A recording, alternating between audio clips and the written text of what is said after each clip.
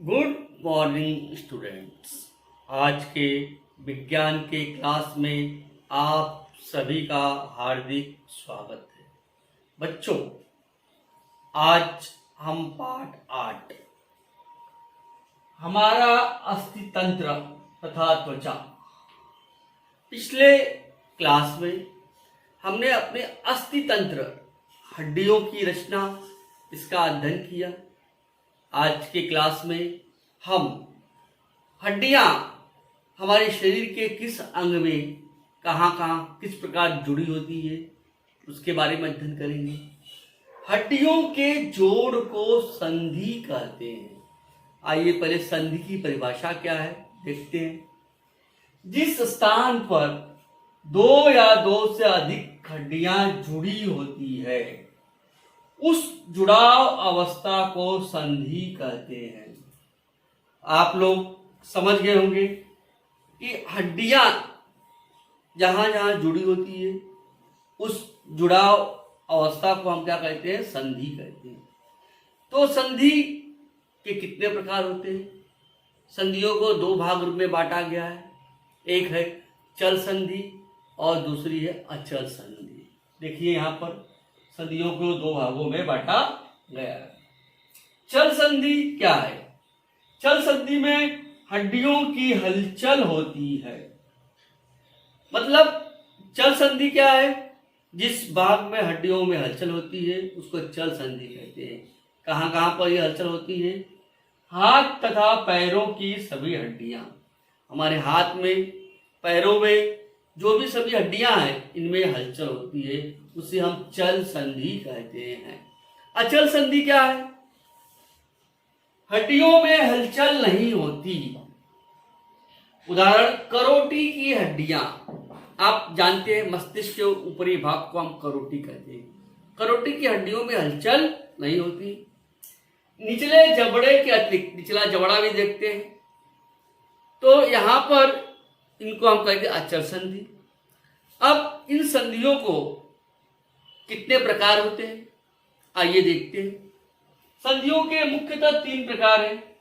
कब्जेदार संधि, उखल संधि और विसर्पी संधि।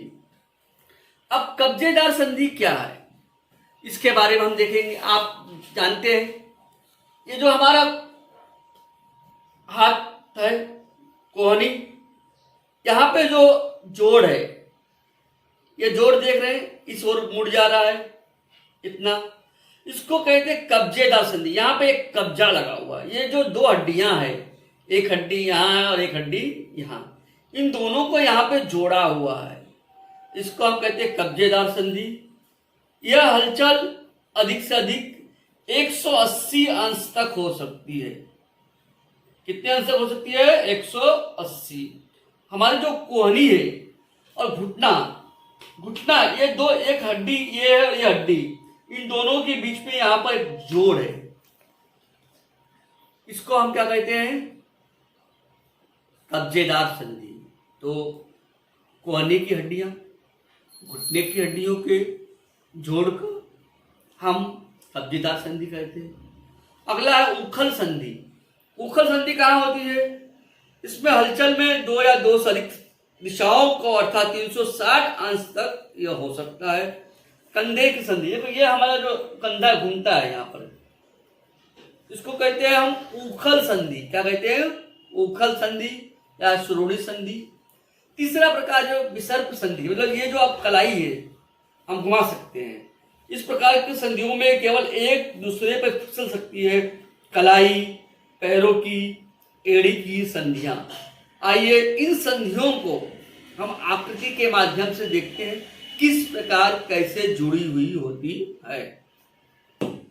यहां पर आप देख रहे हैं कब्जेदार संधि। आप ये देख रहे हैं इन दोनों के हड्डियों के जोड़ को यहाँ पे क्या लगा हुआ है? कब्जा लगा हुआ है, इसको कहते हैं कब्जेदार संधि। यहाँ पर भी देख सकते हैं ये एक ही दिशा की ओर मुड़ती है, इस ओर या तो उस ओर। यहाँ पर देखिए इसको हम कहते हैं कब्जेदार संधि। इसमें हलचल केवल एक ही दिशा में होती है। दूसरी दिशा में अगर आपने हलचल किया तो हड्डी हमारी टूट जाएगी। तो यह हलचल अधिक से अधिक 180 अंश माप वाले कोण तक होती है। कोहनी की हड्डियां और घुटने की हड्डियां, यहाँ पर जो कब्जा लगा है इसको कहते हैं कब्जेदार संधि। कब्जा मतलब हड्डियों को जोड़ा गया है, ऐसे हड्डियों को, संधियों को कब्जेदार संधि कहते हैं। दूसरा आकृति देखिए आप बच्चों, यहां पर देखिए, ये हमारा हाथ के ऊपर का कंधा है, समझ रहे हैं आप। कंधे की संधियां, कंधों को जो जोड़ा गया है उसको कहते हैं उखल संधि। जैसे दो उखल देखते हैं, एक दूसरे में जुड़ा हुआ घूमता है। इस प्रकार की जो संधियां हैं इसमें अधिक दिशाओं में, दो या दो से अधिक दिशाओं में अर्थात 360 अंश तक घूम सकते हैं, मतलब पूरा घूम सकता है। इसको हम पूरा घुमा सकते हैं। आप अपने जो कंधे की संधियां है इसमें हलचल 360 अंश तक हो सकती है। अगली आकृति देखिए बच्चों, अगला प्रकार है हमारा विसर्प संधि।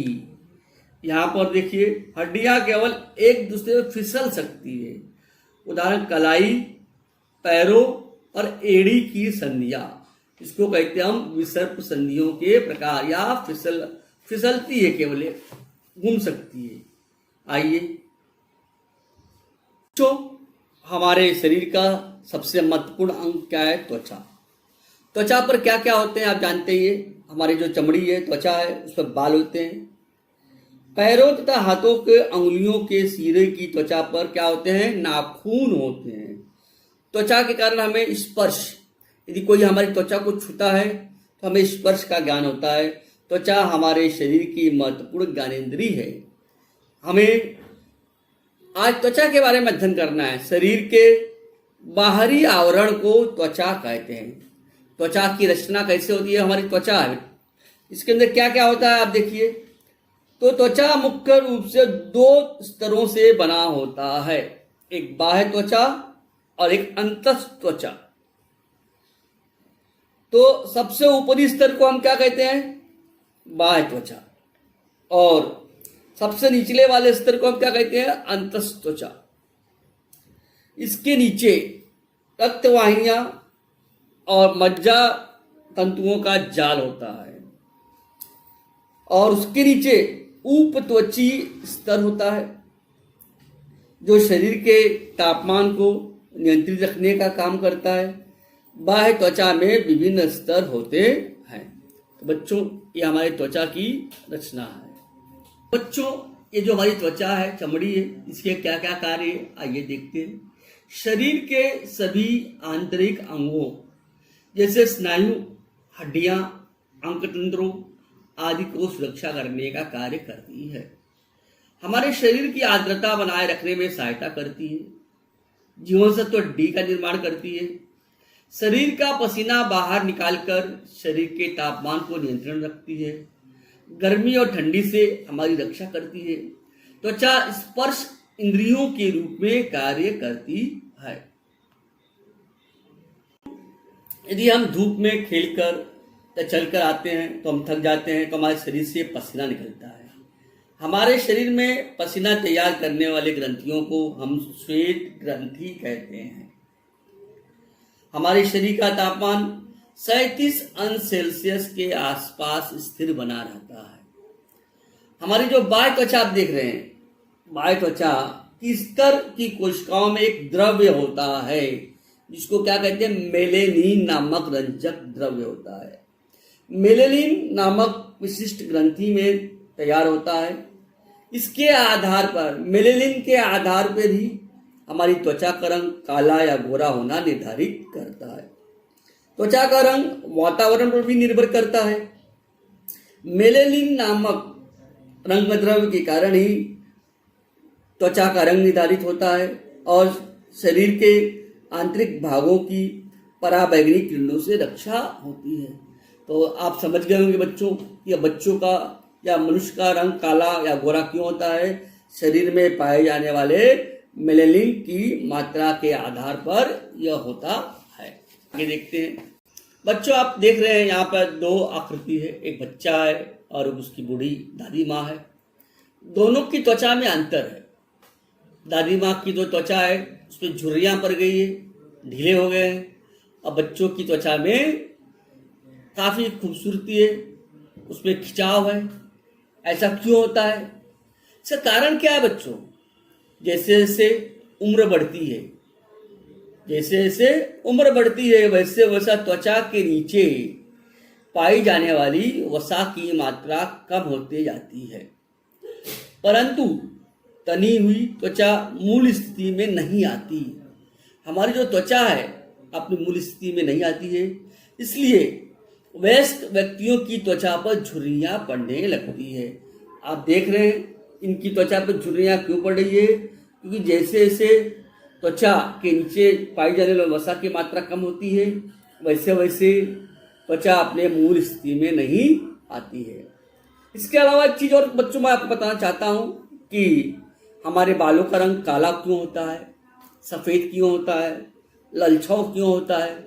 इसका क्या कारण है? तो इसका भी मूल कारण मेलेनिन नामक जो रंजक द्रव्य है उसके आधार पर ही हमारे शरीर के बालों का रंग काला होता है। घने बाल वास्तव में शुद्ध मेलेनिन द्वारा, अगर हमारे शरीर में शुद्ध मेलेनिन है तो हमारे बाल कैसे होंगे? काले होंगे। भूरे या सफ़ेद बाल मेलेनिन की गंधक द्वारा और ललछाव बाल मेलेनिन में लौह उपस्थिति के कारण हमें दिखाई देता है। बच्चों आइए हम देखते हैं हमने क्या क्या सीखा। आज के क्लास में हमने क्या क्या देखा। शरीर की सभी हड्डियों तथा उपास्थियों को मिलाकर अस्थि तंत्र की रचना होती है। हड्डियों के कंकाल से शरीर को आकार और आधार मिलता है। शरीर के बाह्य आवरण को त्वचा कहते हैं। शरीर तथा शरीर के संरक्षण का महत्वपूर्ण कार्य अस्थितंत्र तथा त्वचा द्वारा होता है। अस्थितंत्र और त्वचा की देखभाल करना आवश्यक है। करोटी, वक्षपंजर, मेरुदंड तथा हाथ पैर की हड्डियां मानव अस्थितंत्र के भाग हैं। मानव की त्वचा के दो स्तर होते हैं, बाह्य त्वचा तथा अंतस्त्वचा त्वचा। बच्चों हमने अध्ययन किया त्वचा के बारे में। हमारे शरीर के रंग काला गोरा क्यों होता है, बालों का रंग काला गोरा क्यों होता है, हमारी त्वचा ढीली क्यों हो जाती है, इन सब का अध्ययन हमने किया। आज का क्लास हम यहीं समाप्त करते हैं बच्चों। धन्यवाद।